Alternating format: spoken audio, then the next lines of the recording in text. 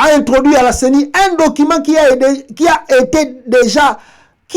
déjà été annulé en 2018 avant la présidentielle de décembre 2018 par l'ancien ministre de la Justice Alexis Thambwe Mwamba.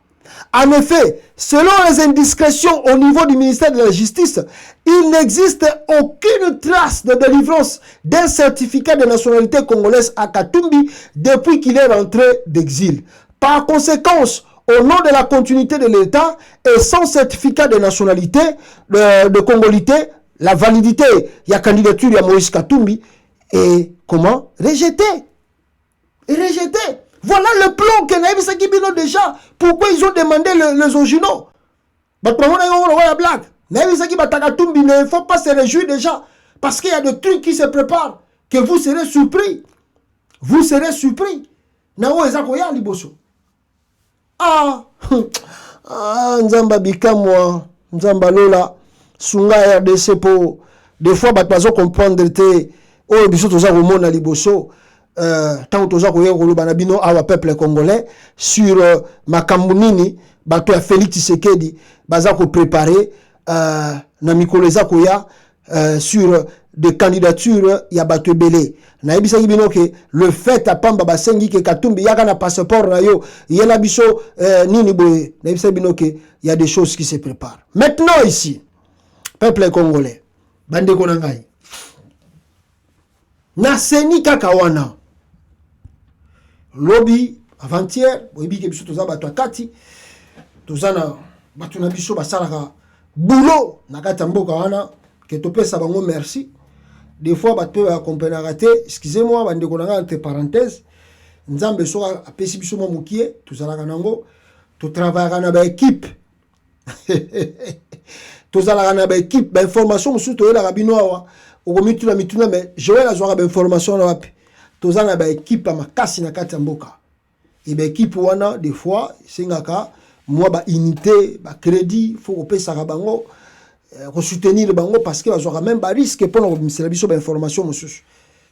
Donc voilà le pourquoi des fois tout singaka ba ta bonne volonté, ba oyo alingi ko soutenir pour on n'aime pas demander de l'argent, mais moto azana bonne volonté, nikoleza koya, je crois na roti la bino nini ya PayPal oyo ya biso oyo alingi ko soutenir biso à partir de PayPal akoyi pe ko soutenir biso ndenge nzambe azopesa ye.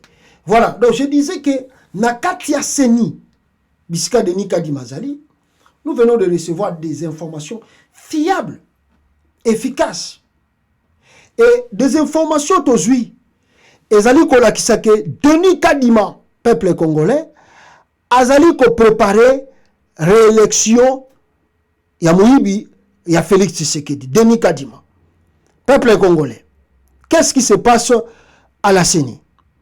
Na kati ya CENI baute ko sala réunion et na réunion na basalaki bayobi ke bango bazalaka lokola internet et koma makasi boye bakoma ko kanga ba téléphone na bango, mais à travers notre discrétion na bato biso ba travaillaka kuna, nous avons pu recueillir les informations efficaces parce que malgré bazo ki ba téléphone et tout bato biso ba travaillaka na kati ba tchela ki biso système à écoute tozoyoka conversation tout ezoko mikoleza ko ya boyoka po tozoko mixer ba biloko mususu pona boyoka makamuni ezako loba manaseni.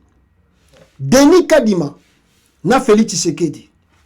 Félix abimisi mbongo ebele où il a donné aux agents ya Seni.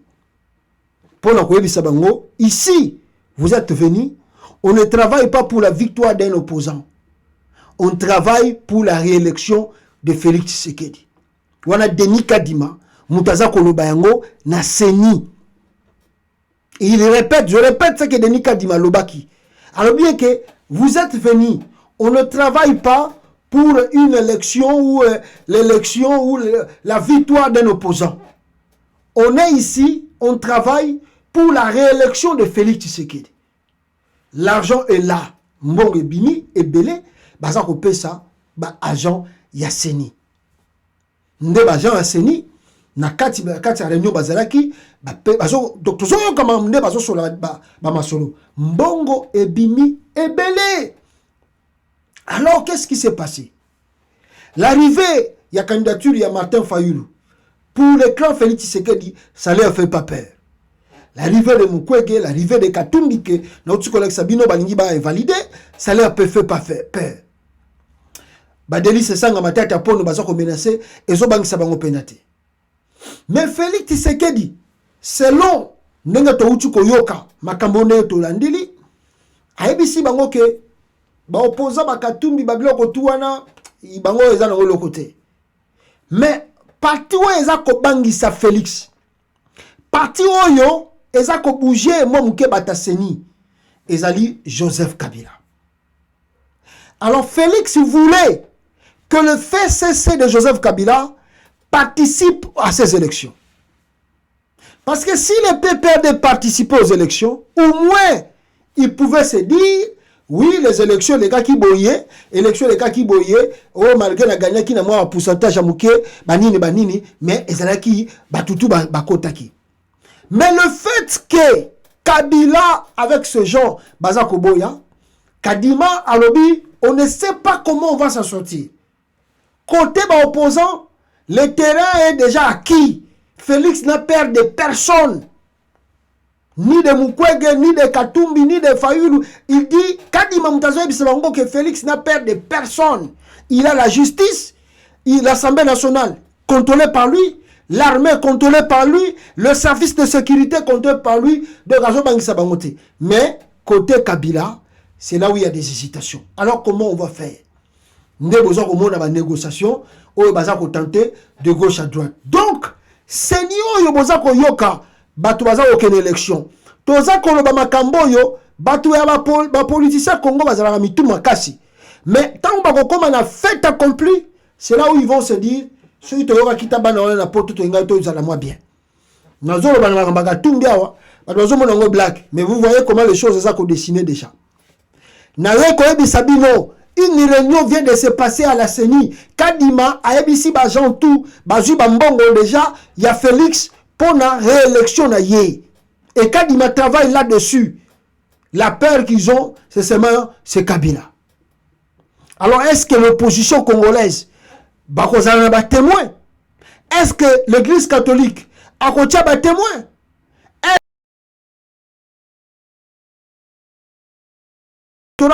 Bako invalidé, non son Kadima Kosala. C'est ça la vraie question, ou des vraies questions, nous pouvons que se poser. Alors pourquoi le clan Kabila fait peur Nabata Tshisekedi, Bandeko Nangai? Regardez, wana boza komona, attendez, Nalak Sabino, boza komona awa, sur Botangi, après l'échec total de la main tendue, l'autorité idéologique du FCC, son excellence Joseph Kabila Kabange, demeure indéboulonnable dans ce processus, électoral bâclé et truqué. Malheur aux traîtres, bientôt c'est la fin du régime Bokokende Kaka, peuple congolais Alembi. Voilà, Kabila qui a boudé, qui a boycotté Babilo Kouana Yasseni. Alors Kabila lobby, bon, total bango, nenge bango balingi basala makambu, et nous verrons la suite. Si vous regardez encore le FCC toujours de Joseph Kabila, bazala qui na réunion na Lubumbashi, na Katanga Awa. Après les réunions, balobi boy, la réunion stratégique et politique des députés nationaux du FCC, c'est un message fort vis-à-vis de l'Union sacrée. De l'Union sacrée que le FCC défendra la Constitution jusqu'au bout. Par ailleurs, je salue la solidarité des députés du FCC à l'égard de notre camarade Nestor Kipala et Sango. Wanabata FCC.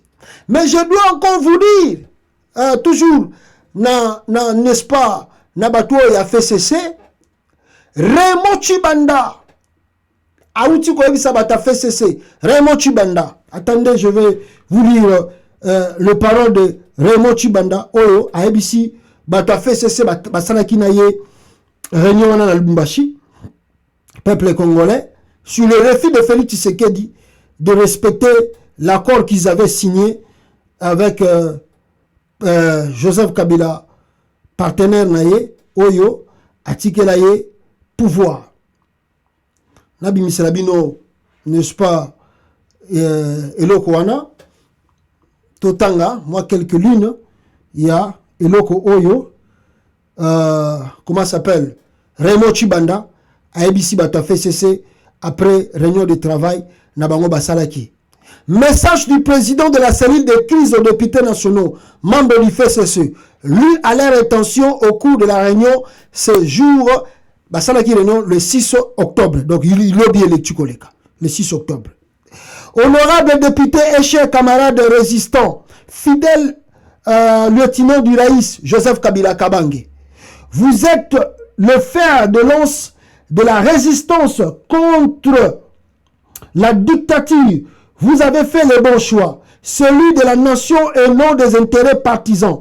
Moins encore personnel, notre peuple et notre famille politique vous en seront reconnaissants.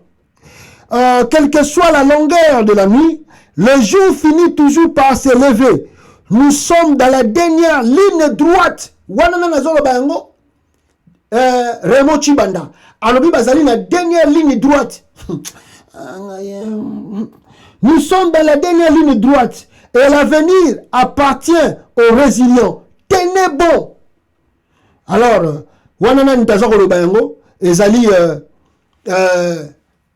comment s'appelle ce monsieur là? Mutaza ko lobango ezali Raymond Chibanda.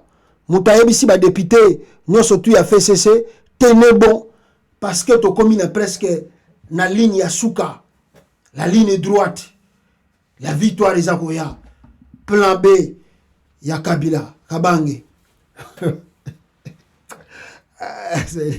Plan B, il y a Joseph Kabila Kabange. Ah, papa, yo signé qui deal. Lelo yo, okoma wanga no deal. Okomi yé droit, o mati ma peka.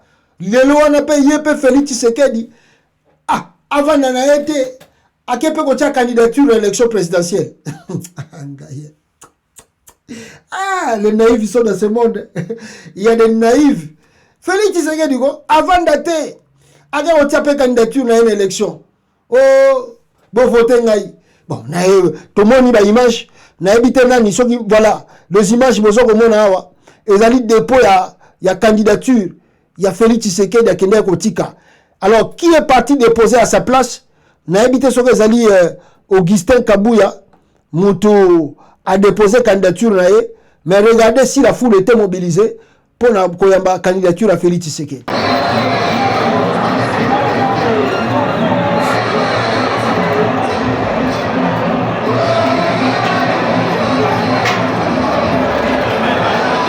Voilà. Botala bato bayaki wana. Ils étaient au nombre de combien? Ils étaient au nombre de combien là haut bayaki pour la bayoka Félix Tshisekedi. Boulevard vide. Bavani na mona ba palais ba boyi na bango ya. Regardez.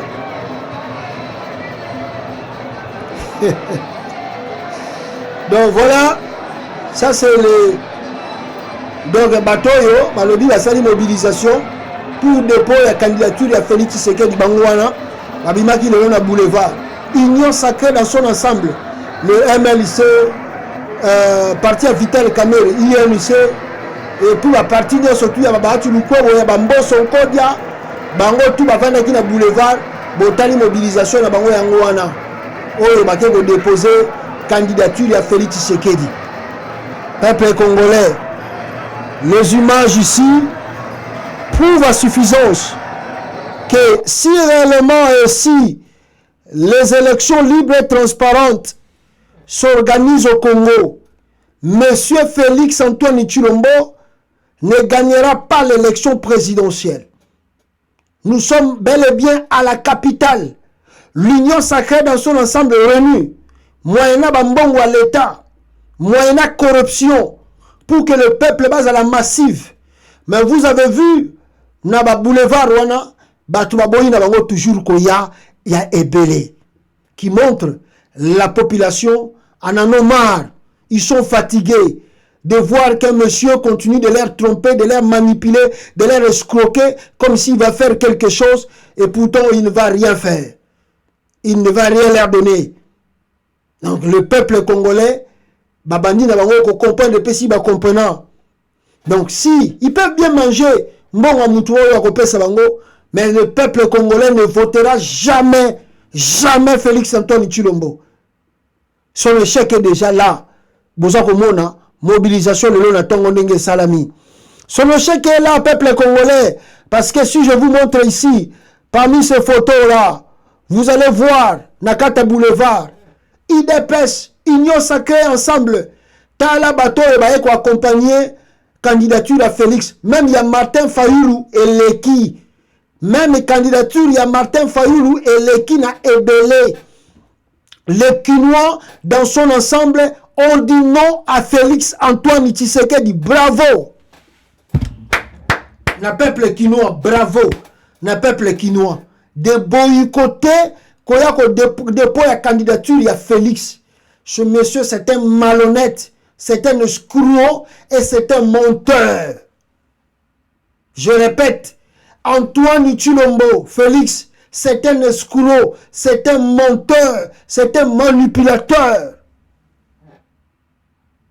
Yango wana partout à komi koleka, ezala na Kolwezi, ezala na Okatanga, ezala lelo na Kinshasa, la population basi ba rejeté dans son ensemble. Mwanda babatuana baye, c'est moyena bambonga mike nde baye ko jouer bango po ba ke kolesa ba famille na bango. Lokola misala balingi ko pesa ba misala te, yango na moni mwa fulu wana mukie baye ba tcha soki dépôt na candidature. Mais on verra la suite de ces choses. On verra. Pourquoi on verra, peuple congolais? Parce que Batumingi Baza Romona, ou bien Batafeli Tshisekedi, ils se disent Joseph Kabila Zana Yuma. Kabila Zana Yuma. Arosala Bangorien. Donc, Makambouana Badil, Lokola Bawangana ya Genève. Lokola Bawangana, n'est-ce pas? Il y a signé na Vital Kamere lokola baeko wangana tango basali bakora ba FCC cash alors même à 5 ans ba pesa ki bango bazali pe na droit ya ko wangana. C'est comme ça que Félix est parti déposer sa candidature. C'est la candidature de Félix c'est que des akosama na mutu makasi na tête dure na kiyanke montrer oyekoya eya. Bon, natangeli bino bata FCC ninge balobi, solo lingina bandela awa na yebisa bino susu balobi. Ale bata FCC balobi, wana nani azobisa bango. Raymond Tshibanda, honorable député et chers camarades résistants, fidèle lieutenant du Raïs Joseph Kabila Kabange. 1. Vous êtes le fer de lance de la résistance contre la dictature. Vous avez fait le bon choix, celui de la nation et non celui des intérêts partisans, moins encore personnels. Notre peuple et notre famille politique vous en seront reconnaissants. 2. Quelle que soit la longueur de la nuit, attends biloko tout Félix azosala lelo, comme maintenant tete ko kitaloko na makaka azosala ba geste, quelle que soit la durée de la nuit, le jour finit toujours par s'élever. Tongo ekotana toujours. Mata likola ntete kita un jour ko kitaka na mabele po omona ke kovanda likola ntete ernyoso pe ezaka kamabe. Le jour finira par pourquoi balobi jour ekobotama parce que kala mingi te toyoka makambo te yango na ba continuer ba koloba balobi nous sommes écoutez bien ba phrase ezali ba clé o esengeli ko sala nango analyse ko développer les kabilistes le plan B de Kabila. Nous sommes dans la dernière ligne droite. Nous sommes dans la dernière ligne droite. Donc, oh, tout va qu'on traverser. Nabiloko Félix a cueilli les lois. On a qu'à candidature. Donc, je m'en fous.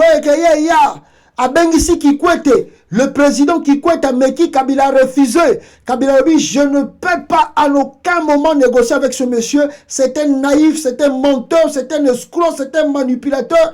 Un monsieur qui ne respecte ni sa signature, ni sa parole donnée. Je ne sais pas comment même il vit avec sa femme et ses enfants à la maison.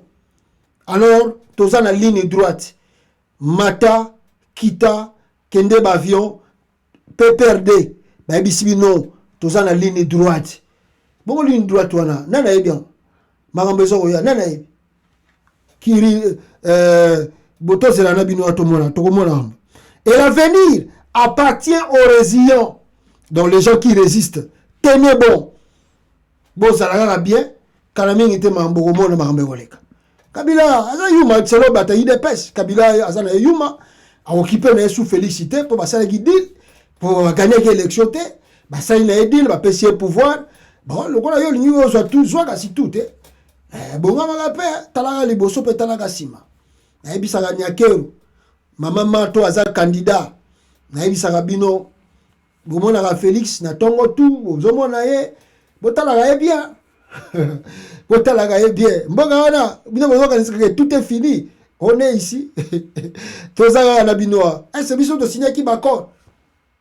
Est-ce que biso to tinda qui est que Kabila nommé? Est-ce que biso to ba qui a ça la deal na Kabila? Cela nous regarde. Oh, Kabila Betty Félix Massa, Soumeba Betani Massa, Sbaromi Bali. À quoi cela regarde le peuple congolais? Oh, les deux voleurs se battent. Cela engage à quoi les Congolais dans son ensemble? Non. Ceux qui les Kabila jouent les dessus, n'a pas. Moudousso, Yuma, au moment où on a bête le prise à Souka Sika. Il y a 6 mois, donc on regrettait. Ah, Tozaga, Tozotalabino, Magamutu Bozako Sala, et Bongo Tokoyeba. Alors, il y a un prétendu. Je dis bien prétendu coup d'état oyo balobi na biso elingi salama na RDC. Mais avant le kanayango na lingi na Sabino bana Nord Kivu makamunini ba ebisi ba député na bango bana Nord Kivu ya Kivu kuna bango déjà batie ba liste mutu nyonso tu oyo alingi akoma député na Kivu kuna oh batu ba soutenir yo. Syndicat provincial des électeurs du Nord Kivu, direction provinciale de Goma. Tarif pour l'élection dans la ville de Goma. Nous avons surtout à l'ingi que bateau ba cotiser, ba ça la campagne, ba biloko tout. Alors, tarif pour l'élection de la ville de Goma, ba lobi boy. Kouti ya photo ya député, statut WhatsApp $10. Ba la kivu bazana encore.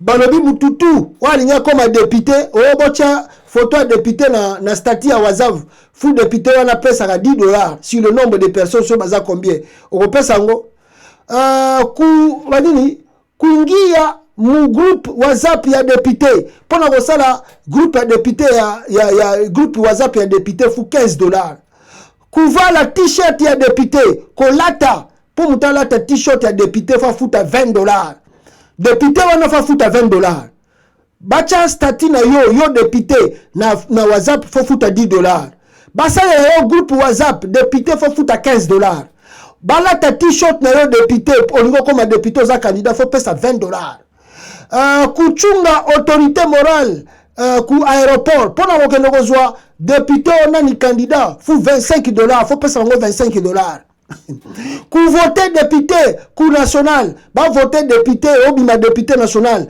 faut payer ça $150. Pour payer député provincial, faut foutre $100. Coup municipal, ou comme ceux qui municipal $50. Coup voter député ou à Moupia, député à Sika $150. Coup voter député ou à Zamani $200. Wana biloko bato kuna basali yangwana. Donc mikolo kuna za susu blague te pour ba yipe ke to so boke na bino pe kuna bokende na bino pour na peuple te bokende pour na intérêt na bino. Ah de quoi qui vous bazar encore. Voilà. Alors je vous disais, il y a un prétendu coup d'état. Oh le balobi na biso, il paraît que coup d'état elinge salama na RDC et on accuse John Numbi Moutakoyi kozala par exemple meneur il y a coup d'état wana. Alors, est-ce vrai? Parce que ce sont les talibans de Chilombo. Mais la lingi boyo kanon audio wana. Et bongo, to partager nabino. Si cela est vrai, le coup d'état, oyo, balingi ba kizele, John Numbi d'être derrière cela. Écoutez. Ah, merci. Namoni message non. Je profite de chez le comment. Au même temps, le général Chiripipi. Azali conseiller juridique na CNS. Il y a Jacques, Bana Mokonza Moka Siko, Akina équipe d'avance. Azali en communication, bah, si va planifier pour nous remettre avion chef de l'État. Bazali na cordon Yemba, na CNS. C'est-à-dire Yemba, zo solana Kabilana Kagame. Déjà, bah, si va bongisi tout. Et puis, dengue chef n'y a pas de déplacer avion n'y a pas bango, bah, zo tanga photo, bah, zo tinda déjà. Équipe Moko Uchi Kolonga na 6 heures. Et lundi, les choses, le chef Okuna. Hôtel, ici, quand sur Bazaluana. Chiripipi, conseiller juridique, général Chiripipi. Bazaluana. En équipe déjà, n'y a pas bongisi. Na minute, il y a merci pour le col, j'allais t'informer déjà pour ça la rapide. Communiquer bango déjà, au tardé, tu vas regretter. Projet Alibaba avion. Ah, ne l'eau bombe, on pas contrôler, ça dit service sur l'avion, mon temps pour un avion, pas contrôler, pas tenir. Si ça va changer, qui peut même changer parce que là, la bombe, il y a papier. Bah, lobby, n'a pas qui va coûter ça, papier, que ça a la communication satellitaire, bah, que ça la peut déranger avion. Ça a l'explosif. C'est-à-dire, mon conseil jouer ma carte, n'a joué à Capo, qu'on a joué Batouane. C'est-à-dire, tu repipi, cordon Yemba, CNS, Ezali, trahi déjà, basi batindi l'équipe nyonso, basi babongisi nyonso. Le reste, na kocha, na ba montre na bango nyonso, si ça j'ai pour boto lango ko changer, sécurité, attardé, va ça Jacques, ba changer, ba kanga déjà tu repipi, na ndenga zalon. Ce que tu tembe baye na bangwawa, ba benga, je vais les confronter na ba preuve, na bateau, ba salaki na bango réunion bazali, oh basali, parce que baboui ko kende ba promettre bango la mort aller-retour. Merci. Si y a vérifié, tu me fais ci. Voilà. Je crois. Et puis, je n'ai pas pu pindé à Kendaki avant, à Sakuna, cordon, il y a un bayen d'article de numéro naïe, beaucoup de chango sous contrôle, sous écoute, 09 99 98 39 74. Un à CNS, cordon, il y a CNS, le nouveau média Yemba. C'est ce que tu as numéro naïe du Manawacha pour commander l'onginaï. Voilà. Je crois que tu koyoka. Merci. Peuple congolais. Boka sous Mandamboa. Général Chiripipi, Azali conseiller juridique na CNS. Et puis Jacques, Bana Mokonza Moka Siko, Akina équipe d'avance. Azali en communication, bah, si va planifier pour nous remettre avion chef de l'État. Bazali na cordon Yemba, na CNS. C'est-à-dire Yemba, zo solana Kabilana Kagame. Déjà, bah, si va bongisi tout. Et puis, dengue chef n'y a pas de déplacer avion n'y a pas bango, bah, zo tanga photo, bah, zo tinda déjà. Équipe Moko Uchi Kolonga na 6 heures. Et lundi, les choses, le chef Okuna. Hôtel, ici, quand sur Bazaluana. Chiripipi, conseiller juridique, général Chiripipi. Bazaluana. En équipe déjà, n'y a pas bongisi. Na minute, merci pour le col, j'allais t'informer déjà pour ça la rapide. Communiquer bango déjà, au tardé, tu vas regretter. Projet Alibaba avion. Ah, ne l'eau bombe, on pas contrôler, ça dit service sur l'avion, mon temps pour un avion, pas contrôler, pas tenir. Si ça va changer, qui peut même changer parce que là, la bombe, il y a papier. Bah, lobby, n'a pas qui va coûter ça, papier, que ça a communication satellitaire, que ça peut déranger avion. Là, il y a l'explosif. C'est-à-dire, mon conseil, jouer ma carte, n'a joué à Capo, pour que jouer Batouane. C'est-à-dire, tu repipi, cordon Yemba, CNS, Ezali, trahi déjà, basi batindi l'équipe nyonso, basi babongisi nyonso. Le reste, na kocha, na ba montre na bango nyonso, si ça j'ai pour boto lango ko changer, sécurité, attardé, va ça Jacques, ba changer, ba kanga déjà tu repipi, na ndenga zalona. Ce que tu tembe baye na bangwawa, ba benga, je vais les confronter na ba preuve, na bateau, ba salaki na bango réunion bazali, oh basali. Parce que baboui ko kende ba promettre bango la mort aller-retour. Merci. Si y a vérifié, tu me fais ci. Voilà. Bochu koyoka. Le coup d'État, Oyo, Elinge Salamana, RDC, contre Félix Tshisekedi, peuple congolais. Alors, Boyo Kibino Mokona Mato Nabino, que ce coup d'État, Ezali Koute Paya, Joseph Kabila Kabange, Moutou, Azako préparé en na équipe naye, Aza en contact na Paul Kagame. Bino Mokobota la Assemblée nationale ya Congo, institution ya l'État, bazu photo à Félix Tshisekedi Batien na Liboso, ya Assemblée national. Mawatro mboka ngo bakomo bomango pena bo vraiment ah ils a pas si mingi peuple congolais tal l'Assemblée nationale photo à Félix Tshisekedi ningi baké ko cham. Donc le coup d'état je disais ici balobi que Joseph Kabila na équipe naé bango nde baza ko préparer coup d'état et surtout baza ko banga nani John Numbi balobi que mutakoyi ko zala sima eloko wana c'est le général John Numbi qui est en exil yende mtazali parmi bato baza ko préparer coup d'état contre Félix Tshisekedi. Donc bande konanga peuple congolais makambo yo ezali jeté mais ce qui est vrai bata Félix Fubaye Bayango votre monsieur il faut que non, il est au pouvoir par un deal. Il avait signé un deal et ce deal là qu'il doit respecter. s'il ne respecte pas le deal qu'il a signé, quel que soit tout ce qu'il fait, le manœuvre qu'il fait, quel que soit tout ce qu'il fait, tozana bino awa, tozana bino kaka awa, acha candidature na acha te, tozana bino awa, ba makambo toza kolobana oyo na yebisi bino ke ba kabeliste balobi tozana ligne dernière ligne droite, toza kaka awa, le monde est petit. Oyebi ke bako betelo ko mususu na bisiko kana ke kozwa yango te. Alors, ce qui coup d'état, bon, n'a évité. Mais est-ce que John Lumbi peut être derrière? Je ne sais pas. Mais bah, tout c'est là, nous demander si là. Pour 5 ans, soit qui est, ce qui va perturber yo pendant les 5 ans, au Kocha Mapeka. Mais Zela Kaka, parce que l'élection, Nengezo Kendele, Toyebi Bissono Soke, ça va mal se passer. Toyebi que Denis Kadima sera forcé, il est déjà forcé à proclamer Félix Tshisekedi comme vainqueur. Et c'est à partir de là que les choses vont commencer.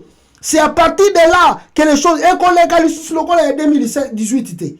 Détrompez-vous que l'on va tirer qui Félix de 2018 et que 2023 on va laisser encore à Félix Tshisekedi de faire du n'importe quoi. Non, ça ne passera plus. Ce langage-là qu'on les kate. Tozana bino awa. Balobaka, au lieu biloko yambua zalana mbangu. Ce qui va bête un coup d'état, cela ne nous engage pas. Ni de loin ni de près. Ce qui y est pourquoi il y a qui biloko yambua. Il faut bongo maninga ko salela yango. Mais hier la kisi bataso ko la kisa batu. Kaza ayant droit à ganka filmer, hier bunda bitumba tout le monde entier. Muta ko toucher azati. Ah papa, prépara gape. Talaka likolo, otali na se, otali na mupanzi à gauche, otali pe na mupanzi à droite, qui est derrière toi? Qui te pousse à faire ça? Après le compte final, on saura qu'est-ce qui va se passer. Donc voilà un peu na coup d'état John Numbi. Je ne sais pas, je ne confirme pas, mais verrons voir la suite de ces choses et on verra. Je vous montre image à Souka, ceux qui botali oyo batubaya Rolanda Félix Tshisekedi, ceux qui botali oyo batubayaki ya Martin Fayulu, vous allez voir la différence.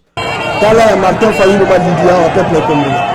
La foule oyo baza ko accompagner Martin Fayulu comparé na oyo baza ko accompagner Félix Tshisekedi. Vous sentez la différence? Alors voici la différence ya Mafa na Félix Tshisekedi.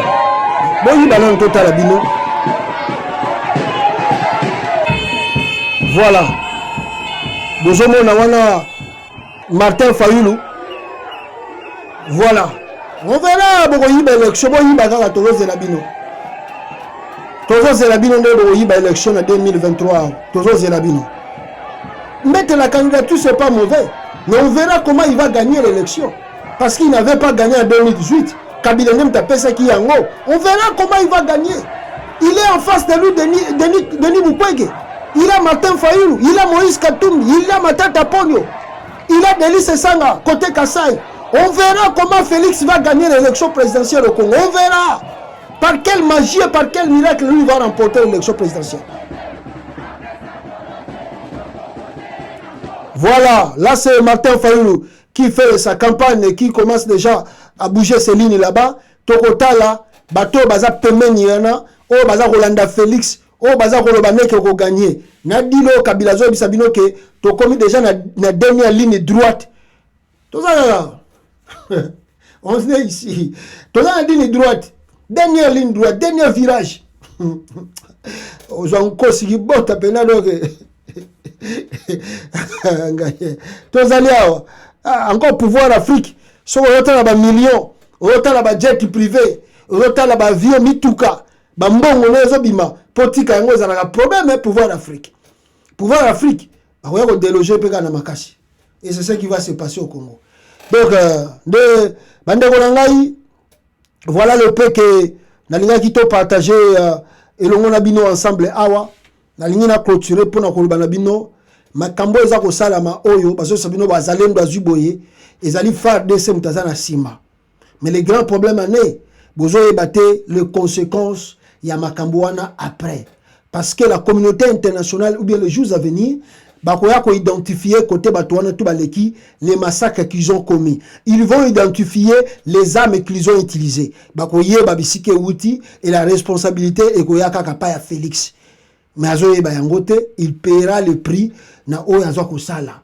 Alors boza la pride parce que na tuni pe naza ko mituna si les wazalendo basali bitumba balongi à la fin de compte bakozong sa mabele wana ya pa ya banani.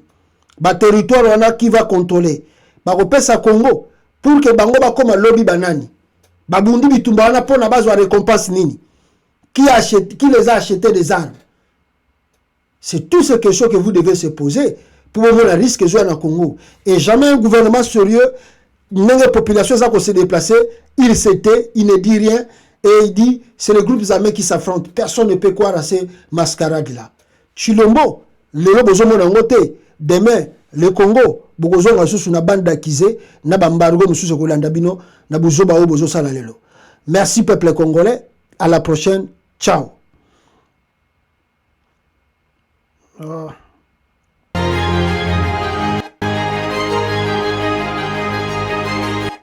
Voilà, ciao.